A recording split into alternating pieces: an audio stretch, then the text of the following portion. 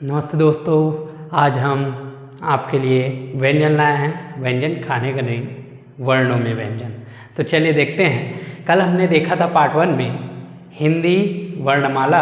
हिंदी वर्णमाला में हमने देखा कौन कौन सा टॉपिक पढ़ेंगे और कौन कौन सा टॉपिक में हमने देखा। सर्वप्रथम कौन सा टॉपिक, वर्ण एवं ध्वनि देखे। वर्ण एवं ध्वनि में हमने सर्वप्रथम फिर देखा, स्वर को देख लिए थे। आज हम देखेंगे व्यंजन। व्यंजन अर्थात पूरा एक एक कैटेगराइज करेंगे। कल मैंने पूरा 52 वर्णों को पूरा संक्षेप में समझाया था। आज हम देखेंगे स्पेशली व्यंजन को देखेंगे। तो चलिए देखते हैं, फिर ज़्यादा समय नहीं लेंगे। तो सर्वप्रथम देखते हैं वर्णों के दो भेद देख लिए, दो प्रकार बोल सकते हैं, स्वर और व्यंजन। तो स्वर हमने देखा था, हिंदी में स्वरों की संख्या है 11, ये हमने देखा था। और उस स्वरों को हमने विभाजित करके भी देखा था। मैंने पार्ट 1 में बताया था दोस्तों। जो नहीं देखे हैं जो स्टूडेंट, वो प्लीज़ पार्ट 1 में जाके देख सकते हैं। ठीक है, अब देखते हैं हम व्यंजन। व्यंजन कुल कितने हैं? तो 33। कल मैंने बताया था व्यंजन 33 बताया था और कल हमने देख लिया था पूरा कैटेगराइज करके। चलिए मैं आज एक बार फिर से रिवाइंड करता हूँ दोस्तों। तो देखते हैं व्यंजन कुल कितना बताया था? 33। और इसको भी हमने 3 प्रकार से विभाजित कर दिया था। कौन कौन सा? तो स्पर्श व्यंजन, अंतस्थ व्यंजन और ऊष्म व्यंजन। स्पर्श व्यंजन में हमने देखा था 5 जो वर्ग थे, 5 वर्गों में डिवाइड कर दिए थे। क वर्ग, च वर्ग, ट वर्ग, त वर्ग और प वर्ग। क ख ग घ ङ, च छ ज झ ञ, ट ठ ड ढ ण, त थ द ध न, प फ ब भ म। ये हमने देख लिया था। फिर से मैं रिवाइंड किया हूँ दोस्तों, ताकि कल के जो स्टूडेंट नहीं देख पाए थे, आज फिर से रिवाइंड हो जाएगा। ये दोहरा देखिए, कहीं भी ज्ञान मिल रहा है लीजिए, और ये बोरियत नहीं होना चाहिए इंसान को। ठीक है, कहीं भी नॉलेज मिल रहा है आप लीजिए उसको। ठीक है, चलिए अब आगे देखते हैं अंतस्थ वर्ण। अंतस्थ वर्ण य र ल व। ठीक है, य र ल व। ऊष्म व्यंजन, ऊष्मा निकलना चाहिए आपके मुंह से। ठीक है, देखिए इसको उच्चारित करने से ही आपको पता चल जाएगा। स श स ह। स शक्कर का बोला जाता है, इसको पेट कटा बोलते हैं हम ट्रिक में। पेट कटा वाला स जो षटकोण का सा बोला जाता है उसे, और स सर्वोता का सा, और ह देखिए इसको उच्चारित करने से आपको आपकी कंठ से ही गर्म हवा की प्रसारित होती है, तो इस वजह से इसे ऊष्म व्यंजन भी कहा जाता है दोस्तों। तो चलिए इस तरह से हमने 3 कैटेगराइज देखा। उसके बाद हमने देखा था संयुक्त व्यंजन। संयुक्त व्यंजन देखे छ त्र ज्ञ स्र, और यह छ त्र ज्ञ स्र किस किस वर्णों से के मेल से बनते हैं मैं उसको कल बता चुका हूँ दोस्तों।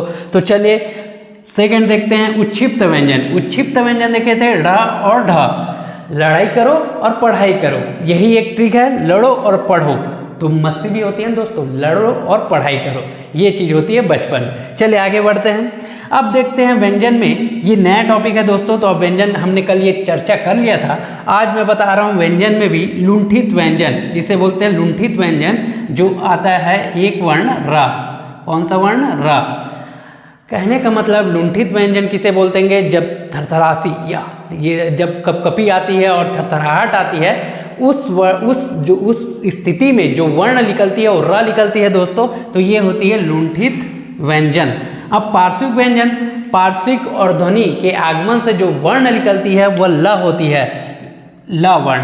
पार्श्विक व्यंजन बुलाते हैं ल को। और वर्चस्व व्यंजन होता है सरल, सरल शब्द। मतलब वर्चस्व एक तो हार्ड शब्द है, परंतु उसके जो अपोजिट हम देख रहे हैं वर्चस्व में सरल। किसी और अन्य टॉपिक में भी ना भी दे दिया जाता है दोस्तों, परंतु छत्तीसगढ़ के जो व्यापम में एग्जाम होते हैं वो अधिकतर जो ऐसा ऑप्शन दिया जाता है जो विवादों में ना हो, और जब आप जो पढ़ें और उससे हट कर आए तो आप छोड़ दीजिए, या वो तो श्योर है वो विवाद में आएंगे, यो है वो विलुप्त हो जाएंगे। ठीक है, तो इस तरह से वर्चस्व व्यंजन सरल यह हो जाएगा दोस्तों। तो चलिए आगे बढ़ते हैं इसके। देखिए दोस्तों, हिंदी ध्वनियों के उच्चारण स्थान, मतलब जो ध्वनियाँ किस स्थान से उच्चारित हो रहा है वो हम देखेंगे। हमने व्यंजन देख लिया, अब उसको कैटेगराइज करते हैं। चलिए देखते हैं कंठ वर्ण। कंठ अर्थात गले से निकलने वाला जो वर्ण है उसे कंठ वर्ण कहते हैं। तो हम पहले जो वर्ग पढ़े थे, क, फिर च, फिर ट, फिर त, फिर प, ये वर्गों को स्पेशली उच्चारित करेंगे तो आपको क्लियर हो जाएगा बिल्कुल भी। तो चलिए देखते हैं कंठ वर्ण। कंठ वर्ण क ख ग घ अंगा। आप बोल के देखिएगा, उच्चारित करके देखिए तो बिल्कुल समझ आएगा, रटना नहीं है बिल्कुल। तो उसके अलावा देखिए आ विसर्ग और हा। तो ये जितने भी वर्ण हैं वो किससे उच्चारित होते हैं, तो कंठ से उच्चारित होते हैं। फिर नेक्स्ट देखते हैं तालव्य। तालव्य देखिए दोस्तों, च वर्ग को स्टार्ट करते हैं, च छ ज झ ञ, च छ ज झ ञ, ये स्पष्ट बोल के देखिए। फिर उसके बाद ई शक्कर का स या, ये जितने भी वर्ण हैं वो तालु से आप बोल के देखिए। च आपका जीभ कहाँ टच हो रहा है, दांत के जस्ट ऊपर, तो ये इससे पता चलेगा आपको तालव्य किसे कहते हैं। ठीक है दोस्तों। फिर देखेंगे मूर्धन्य वर्ण। मूर्धन्य किसे कहेंगे, अब ट वर्ग को उच्चारित करके देखिए, ट ठ ड ढ ण, ट ठ ड ढ ण, जीभ तालु के जस्ट ऊपर मुड़ता है, तो देखिएगा उसको उच्चारित करिए, ट वर्ग और ऋषि का री, र और स, पेट कटा वाला स मतलब षटकोण का स, ये चीज आएगा इसमें। तो ये वर्ण बिल्कुल हमेशा छत्तीसगढ़ के व्यापम में और पीएससी में बहुत बार पूछा गया है दोस्तों, तो प्लीज़ इसको अच्छा से पढ़िए, हम उसी के लिए आपके लिए मेहनत कर रहे हैं। ठीक है, तो आप इसको अच्छा से देखिए। फिर उसके बाद दंत वर्ण देखिएगा दोस्तों, त वर्ग, त थ द ध न, त थ द ध न, जस्ट जीभ किसमें टच कर रहा है, दांत में, इस वजह से इसे दंत वर्ण कहा जाता है। और उसके अलावा कौन सा वर्ण, स और ल, तो यह हो गया दोस्तों। फिर देखेंगे ओष्ठ वर्ण। ओष्ठ अर्थात ओठ, ओठ को बोला जाता है उ और प वर्ग, प वर्ग को बोल के देखिए, प फ ब भ म, दोनों ओठ टकरा रहा है, तो इस तरह से इसे ओष्ठ वर्ण कहा जाता है। तो चलिए अब देखते हैं उसके अलावा ये 5 जो वर्ण है वो बहुत इंपॉर्टेंट है। उसके अलावा कौन कौन सा मिली जुली है, तो उसको हम देखें, मिलकर बनते हैं। जैसे कंठ प्लस तालव्य, कंठ प्लस तालव्य मिलकर कौन सा वर्ण की उत्पत्ति कर रहे हैं, मतलब उच्चारित वहां से हो रहा है ए अर्थात कंठ से भी निकल रहा है, और ओठ में जो बदलाव आ रहे हैं इस वजह से, सॉरी, उसमें जो जीभ में जो तालव्य को टच कर रहा है वो मिलकर ए और ए बना रहे हैं। ठीक है, यह वर्ण उच्चारित हो रहा है, इसको भी याद रखिएगा दोस्तों। फिर कंठ प्लस ओठ, कंठ और प्लस ओठ, क्या दोनों का देखिएगा प्रतिक्रिया, ओ और औ, मतलब ओठ को अपन गोला बना रहे हैं, वृत्त बना रहे हैं, और कंठ से निकल रही है जो वर्ण, तो इस वजह से उसे ओ और औ ये किस में रखा गया है, कंठ प्लस ओठ में रखा गया है दोस्तों, इसको भी याद रखिएगा। दंत प्लस ओष्ठ, दंत दांत से और ओठ, ये दोनों का मिला जुला स्वरूप है व और फ, व और फ का उच्चारित होना। ठीक है दोस्तों। अब नासिक के वर्ण को देखिए, नासिक के अर्थात नाक से निकला हुआ वर्ण, ये चीज स्पष्ट पता चल रहा है दोस्तों। तो देखिए मैंने 5 वर्ग बताया था, क च ट त और प, तो इसके अंतिम वर्ण जैसे क ख ग घ अंगा, अंगा बोलिए नाक से निकलेगा। जैसे च छ ज झ इया भी बोलेगा तो नाक से निकलेगा। इस तरह से जो 5 वर्ग हैं उसके अंतिम वर्ण को हम नासिक के वर्ण कहते हैं। तो इस तरह से यह हिंदी ध्वनियों के उच्चारण स्थान आपको पता चला दोस्तों, और इसे प्रैक्टिकली कर देखिए, तब इसे ज़्यादा समझ में आएगा। तो चलिए आगे बढ़ते हैं।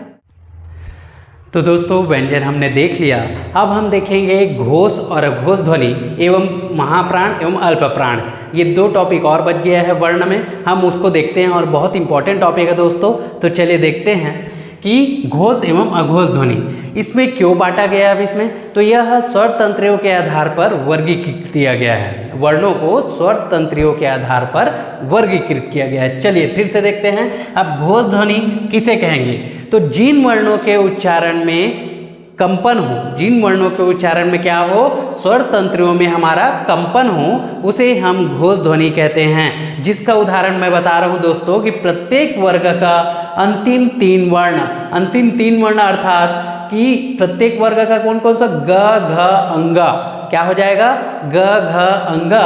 इसके अलावा प्रत्येक वर्ग का अंतिम 3 वर्ण कहने का मतलब ज झ ञ ड ढ ण द ध न भ भ म, तो इनके उच्चारण में हमारे स्वर तंत्रियों में क्या होता है, कंपन होता है। इसके अलावा और कौन सा वर्ण आएंगे, तो अंतःस्थ वर्ण आएंगे दोस्तों, य र ल व, ये किस में आएगा दोस्तों, तो घोष ध्वनियों में आएगा।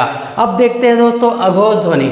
अघोष ध्वनि कहने का मतलब जिन वर्णों के उच्चारण में स्वर तंत्रियों में क्या ना हो, कंपन ना हो, उसे हम क्या कहेंगे, अघोष ध्वनि कहेंगे। तो चलिए प्रत्येक वर्ग का इसका उदाहरण देख लेते हैं। प्रत्येक वर्ग का पहला एवं दूसरा वर्ण कैसे में आ जाएगा? अघोष ध्वनि कहलाएगा। अर्थात क ख च छ ट ठ त थ प फ, यह सभी यानी प्रत्येक वर्ग का पहला एवं दूसरा वर्ण अघोष ध्वनि कहलाएगा। इसके अलावा और कौन सा आ जाएगा? तो स स स ह, यह जो ऊष्म व्यंजन है वो अघोष ध्वनि में आ जाएगा। तो इस तरह से हमने स्वर तंत्र के आधार पर वर्णों को दो भागों में बांटा, घोष ध्वनि और अघोष ध्वनि। अब हम देखते हैं, अब वायु के प्रक्षेपण एवं श्वास तंत्रों के आधार पर हमने वर्णों को विभाजित किया है। तो कौन कौन सा उसमें विभाजित किया देखेंगे? महाप्राण एवं अल्प प्राण। महाप्राण किसे कहेंगे दोस्तों? तो वर्णों के उच्चारण में हमारे श्वास तंत्रियों में क्या हो? गर्म वायु का प्रक्षेपण हो एवं इसके अलावा घर्षण भी हो, उसे हम क्या कहेंगे? महाप्राण कहेंगे। और इसका उदाहरण देखेंगे दोस्तों, कौन कौन सा आ जाएगा? तो प्रत्येक वर्ग का दूसरा एवं चौथा वर्ण यह महाप्राण कहलाएगा। ठीक है दोस्तों, तो देखिए इसमें दूसरा और चौथा वर्ण को प्रैक्टिकली सोचेगा, ना कि आपको रटना है, बिल्कुल ठीक है, याद रखिएगा। प्रैक्टिकली बोल कर देखिएगा, उच्चारित करके देखिए। तो ख और घ, देखिए ख बोलने से भी क्या होता है? घर्षण और गर्म वायु भी प्रक्षेपित हो रही है। आप खुद सोचिए और बोल के देखिए। घ और छ झ, ठ ढ, थ ध, फ भ, तो इसमें क्या है ना? घर्षण होती है और आपका गर्म वायु का प्रक्षेपण हो रहा है, स्पष्ट पता चलता है दोस्तों। उसके अलावा इसमें ऊष्म व्यंजन भी आएगी। ऊष्म व्यंजन स्वतः है, उसमें गर्म वायु का प्रक्षेपण होता है, तो ये किस में आ जाएगा? महाप्राण में आ जाएगा। चलिए आगे बढ़ते हैं दोस्तों। अल्प प्राण, अल्प प्राण किसे कहेंगे दोस्तों? गर्म वायु का प्रक्षेपण क्या हो? जिस वर्णों के उच्चारण में गर्म वायु का प्रक्षेपण ना के बराबर हो या संघर्ष या घर्षण भी ना हो, तो उसे हम क्या कहेंगे? अल्प प्राण कहेंगे। तो देखिए इसका भी उदाहरण देखते हैं। प्रत्येक वर्ग का कौन कौन सा वर्ण आएगा? पहला, तीसरा और पांचवा। ये सरल सा है, थोड़ा इसको समझने का प्रयास कीजिए, बस बहुत सरल है ये दोस्तों। तो क ग अंग, इसमें कोई घर्षण नहीं हो रहा है। आप उच्चारित करके देखिए। च वर्ग में देखिए च ज य, ट वर्ग में देखिए ट ढ न, त वर्ग में देखिए त ध न, त द न, प वर्ग में देखिए प ब म। तो इस तरह से ये वर्णों को उच्चारित करके देखिए, आपको बिल्कुल समझ आएगा दोस्तों। और उसके अलावा इसमें और कौन सा वर्ण आ जाएंगे? य र ल व, अंतस्थ व्यंजन भी अल्प प्राण में आएंगे। तो इस तरह से ये हमारा वर्ण का जो टॉपिक है दोस्तों वो कंप्लीट हुआ। और जो भी समझ नहीं आ रहा है दोस्तों वो प्लीज़ कमेंट करके बताइए, और यह वीडियो ज़्यादा से ज़्यादा शेयर कीजिए ताकि हम और अच्छे से मेहनत कर सके और लाइक मिले हमें, और सब्सक्रिप्शन जरूर कीजिए। ठीक है दोस्तों, तो चलिए आज यहीं तक रखते हैं। तो जय भारत, जय छत्तीसगढ़, जय हिंद।